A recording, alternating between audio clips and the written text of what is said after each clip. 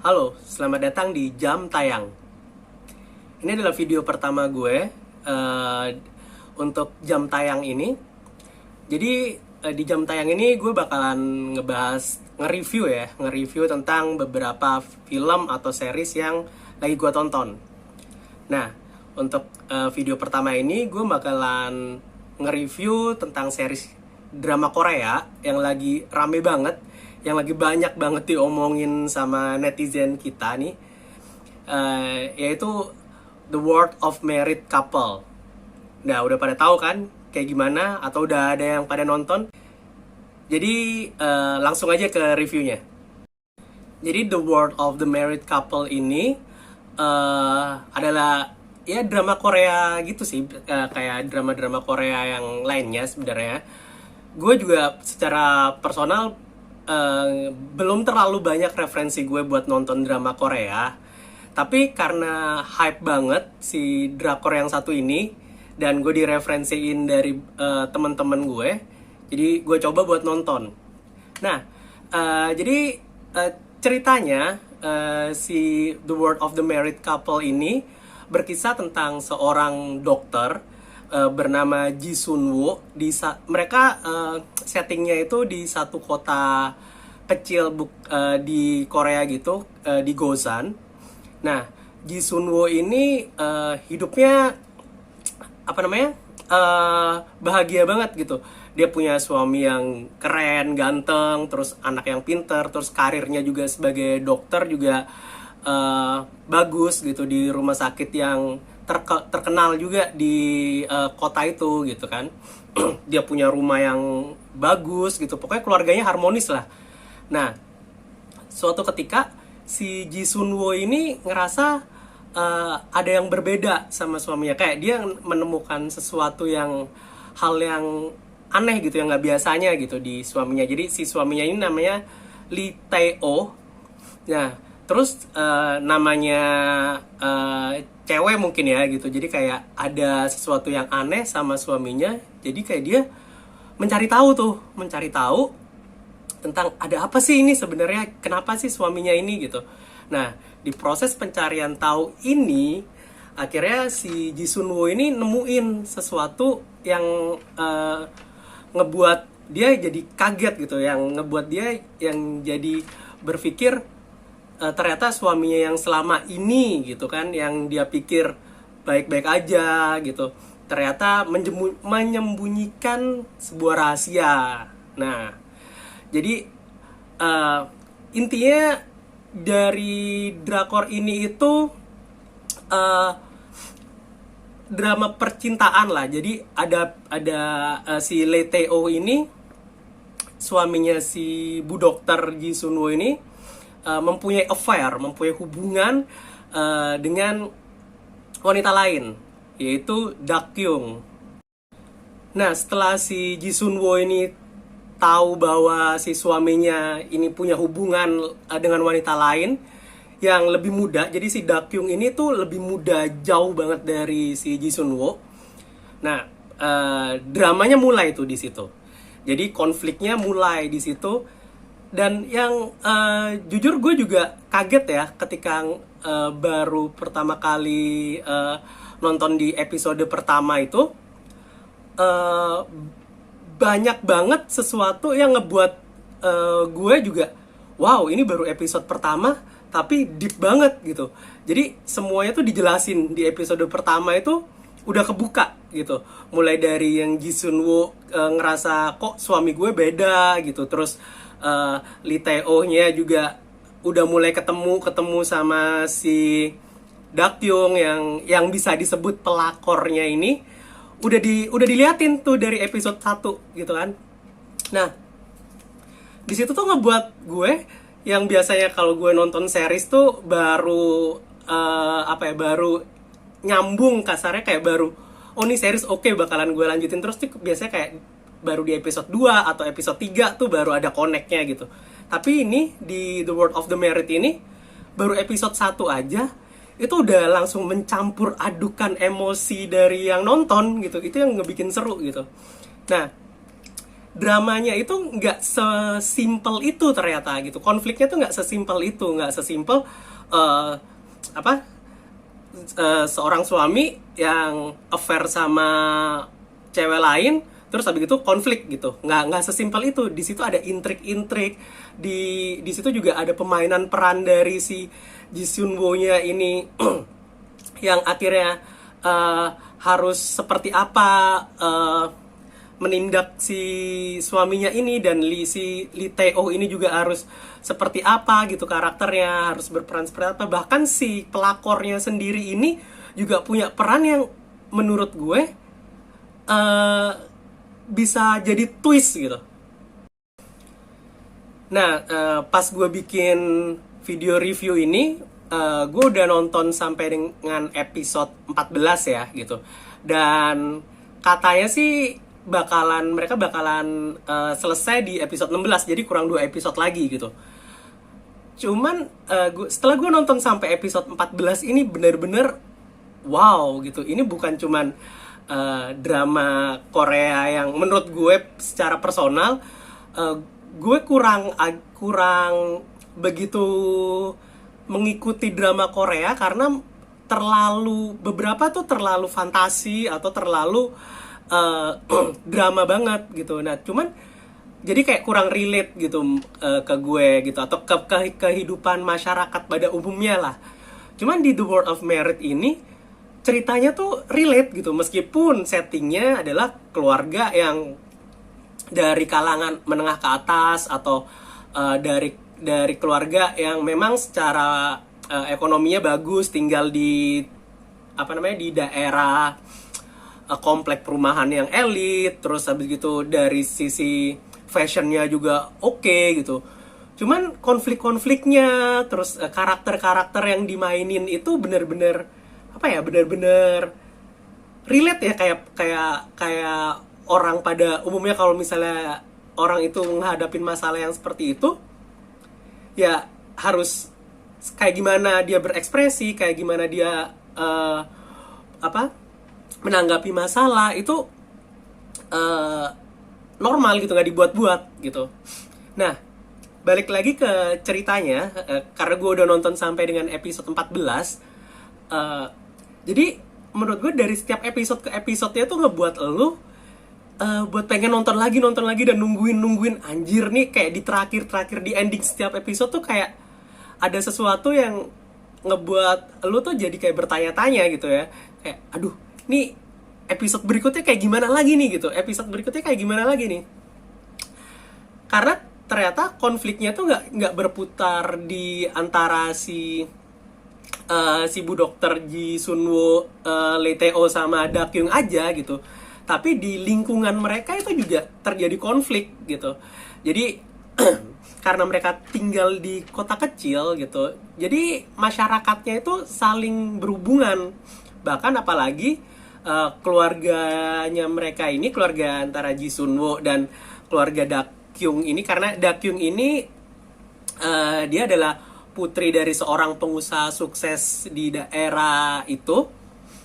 Karena mereka sama-sama di level strata ekonomi yang bisa dibilang sama ya, jadi mereka itu punya komunitas gitu, jadi kayak tahulah satu sama lain gitu. Jadi kayak gosip-gosip rumah tangga antara keluarga A yang terjadi sesuatu pasti kedenger sama keluarga B, terus ntar diomongin di lingkungan lingkungan rumahnya mereka, atau di lingkungan sosialitanya mereka, terus bisa juga diomongin di lingkungan pekerjaannya gitu. Dan itu menambah konflik yang kalau menurut gue pribadi nggak too much gitu, bukan sesuatu yang jadi dibumbu-bumbuin terus lari dari inti ceritanya, enggak gitu. Tapi justru konflik-konflik di lingkungannya mereka ini ngebuat si karakter utamanya jadi punya punya sesuatu lah gitu. Jadi punya antara kadang juga ngebuat si karakter utamanya jadi semakin depresi gitu, kadang juga mensupport juga si karakter utamanya gitu. Jadi konflik-konflik yang terjadi di lingkungan mereka ini benar-benar ngebuat rich dari pembentukan karakternya gitu. Dari si dramanya itu juga sama kayak gitu. Dan oh ya, Jadi si The World of Married Couple ini sebenarnya diadaptasi dari drama UK, namanya Dr. Foster. Itu seriesnya di tahun 2015. Cuman memang ada, gue juga sempat nonton beberapa episodenya di Dr. Foster. Jadi kayak kalau series Dr. Foster itu dia ada udah 2 season. Nah, satu seasonnya itu 5 episode. Jadi 2 season itu 10 episode. Nah, memang ada beberapa adegan yang sama, kayak adegan-adegannya tuh mirip sama Dr. Foster, ada. Cuman di The World of the Married ini nggak semuanya sama persis sama alur ceritanya Dr. Foster. Jadi tenang aja buat yang udah nonton Dr. Foster terus nonton The World of the Married ini, pasti ada bedanya. Karena di Dr. Foster itu kan cuma 10 episode dan perbedaannya lagi kalau menurut gue, drama series western sama drama Korea itu pembangunan emosinya beda gitu. Kalau western kayak lebih apa ya, kayak lebih to the point aja gitu, penyampaian emosinya tuh ya udah gitu, kayak ya udah gue mau sama lu, gue mau begini sama lu, bla bla bla bla bla, udah langsung to the point. Tapi kalau misalnya drama Korea itu ada dramanya gitu. Jadi kayak misalnya dia pengen menyampaikan sesuatu tuh pakai acara dendam dulu, pakai acara ngebangun emosi penontonnya. Aduh, kenapa lu begini begitu gitu. Itu lebih ada engage lah gitu kalau yang drama Korea ini. Jadi kayak gue ngerasa wow, nggak to the point itu ya. Kadang-kadang buat orang yang gue biasa nonton series western, nonton drakor, beberapa drakor kenapa gue nggak cocok, karena mungkin gue terlalu capek buat ngikutin alur yang berdrama-dramanya gitu. Cuman di The World of the Married ini gue jadi, ya memang dengan di kondisi seperti itu, emosi karakternya memang harus seperti itu gitu, nggak bisa langsung to the point aja gitu kan. Dan di situ kayak ngebuat gue wow, peran dari si karakter-karakternya ini benar-benar juara sih kalau menurut gue. Nah, kalau ngebahas soal keseluruhan dari ceritanya, mungkin ada yang berpendapat kesel ya sama si pelakor ini gitu, sama si Dakyung ini. Tapi ada juga di yang gue lihat tuh, gue punya sudut pandang yang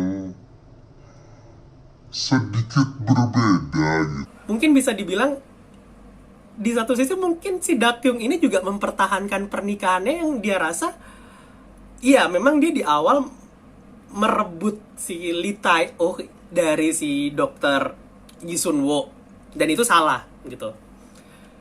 Cuman si Lee Tae-oh ini ngasih peluang gitu, ngebuka diri bahwa dia suka dengan si Dakyung.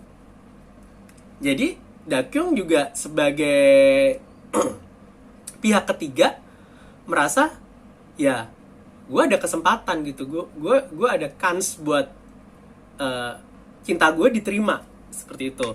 Nah, ketika mereka akhirnya si Lee Tae-oh ini cerai dari si Ji Sun-wo, dan karena Lee Tae-oh ini sebenarnya dia adalah seorang masih bersama Ji Sun-wo, Lee Tae-oh ini seorang sutradara atau produser seperti itu, produser film yang baru merintis karir, dan dia ngelihat selain dia cinta sama si Dakyung ini juga dari keluarga konglomerat yang bisa memberikan investasi untuk proyeknya si Lee Tae-oh ke depannya gitu. Jadi ketika dia cerai dari Ji Sun-wo dan dia menikah dengan Dakyung, si Lee Tae-oh ini menikah dengan Dakyung, akhirnya bisnisnya di industri film itu berkembang pesat, gede, bahkan dia punya production house yang terkenal di seluruh Korea ceritanya. Dan tadinya gue berpikir oke, kelar nih gitu, si Lee Tae-oh udah hidup bahagia sama Dakyung, pindah keluar kota kan ceritanya di episode keberapa gitu kalau gue nggak salah. mereka pindah keluar kota, dan berarti fokus ceritanya adalah ke kehidupan si dokter Ji Sun-woo dan anaknya.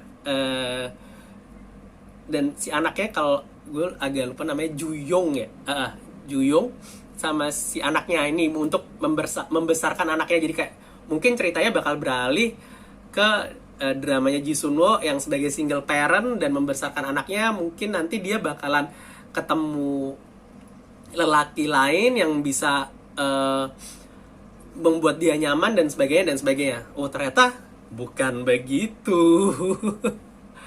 Dan gue kaget, wow, ini tadinya kayak kalau menurut gue, bakalan aneh banget kalau misalnya tiba-tiba konfliknya balik lagi ke sini gitu kan. Apaan lagi sih gitu kan udah gitu, pelakornya menang gitu udah.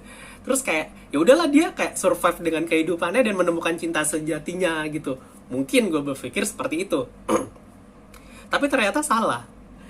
Dan tiba-tiba si keluarga Lee Tae-oh ini dan Dakyung ini yang tadi udah pindah ke luar kota itu, di luar kota Gozan.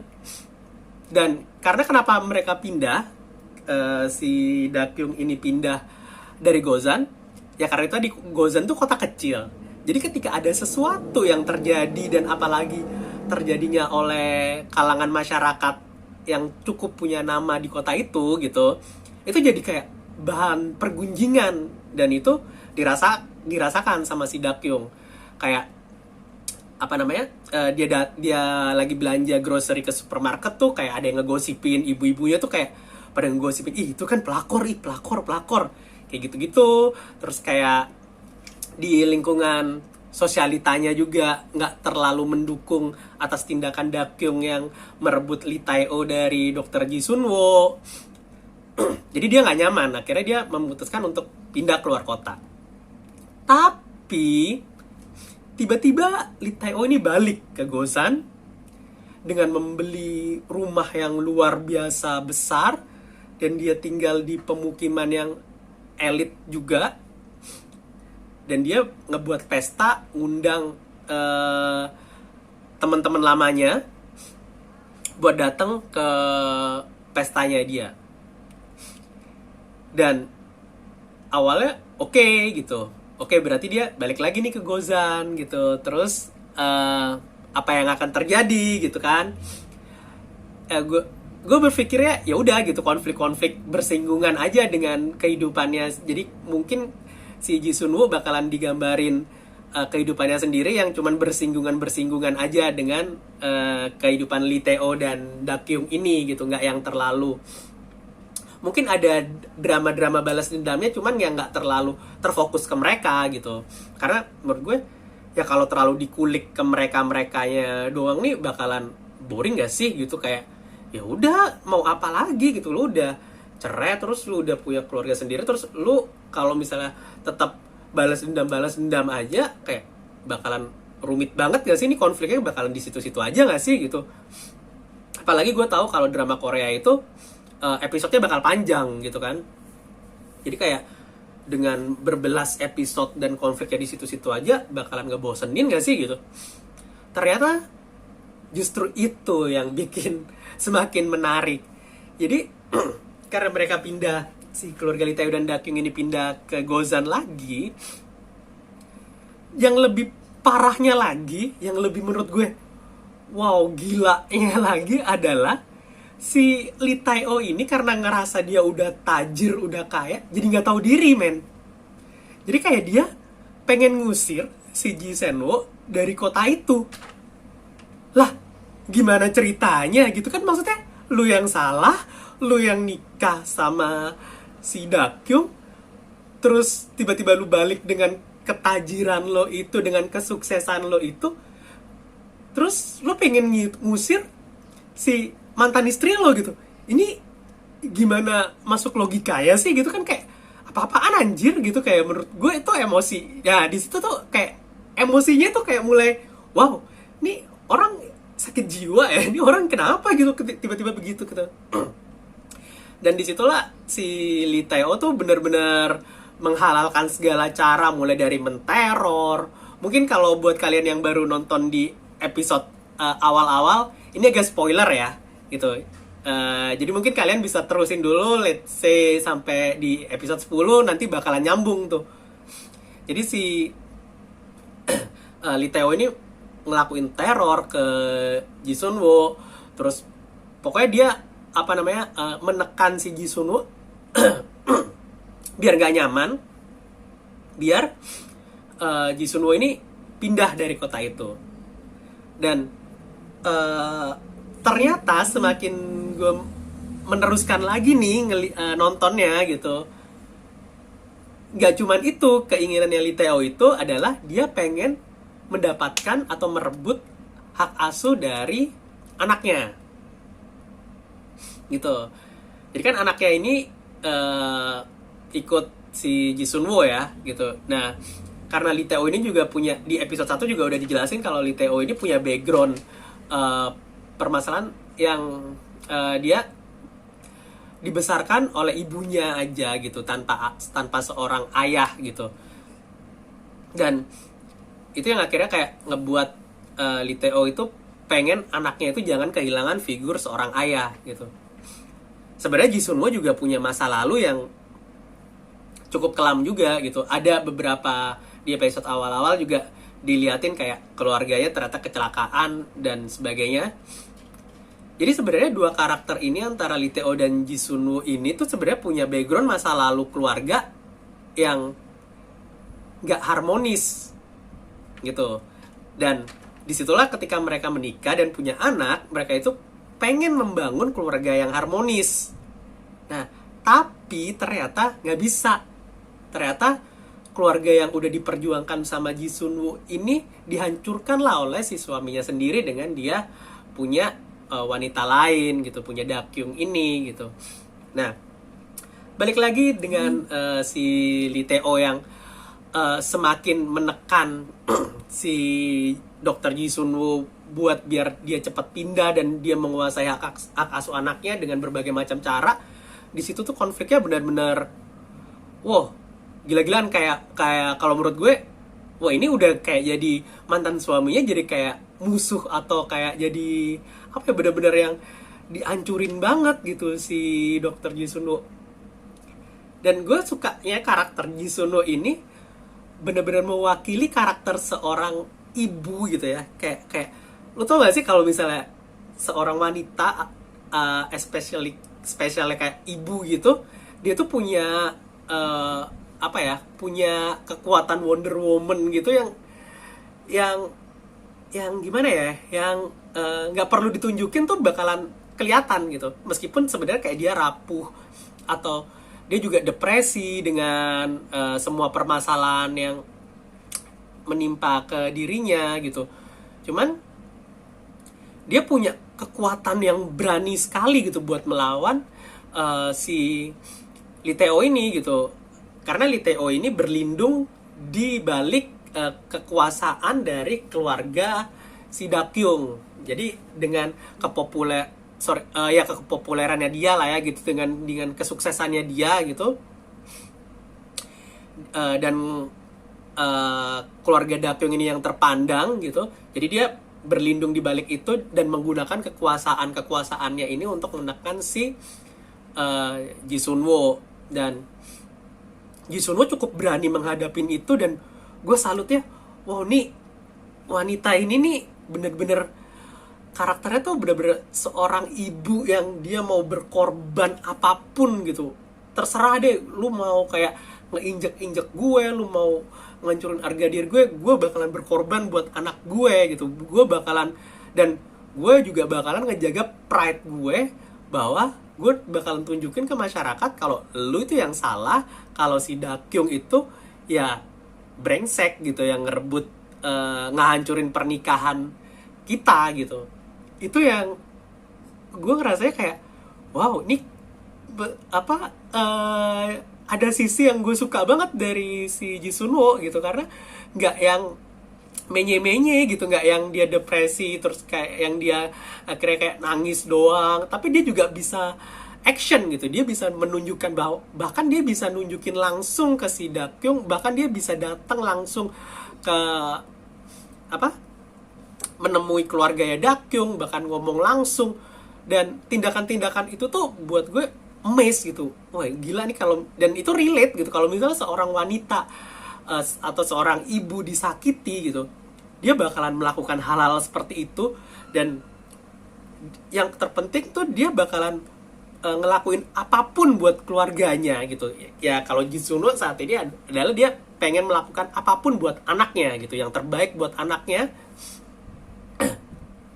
Dan dia juga masih ingin juga melindungi reputasinya dia, bahwa apa yang gosip-gosip yang beredar dari si pihak sebelah tuh, dari si pihak keluarga Dakyung itu nggak benar gitu, bukan seperti itu yang ditujukan ke dia, itu dia bukan seperti itu kayak gitu. Dan ya menurut gue ini bakalan seru, dan 2 episode terakhir ini jadi bakal penentuan. Ini seriesnya tayang di GTBC dan setiap minggu itu bakal ada dan kalian juga bisa nonton di Viu, atau pas video ini tayang di TV kita juga udah nayangin juga sih di Trans TV ya. Di Trans TV udah nayangin mungkin dari episode yang awal-awal, buat yang pengen nonton dan baru kayak mau mulai nonton, bisa nonton di Trans TV. Ya menurut gue ini salah satu drakor yang menguras emosi sih gitu. Dan ya gue salut. Dan di akhir episode 14 kemarin itu juga gue, wow, ada satu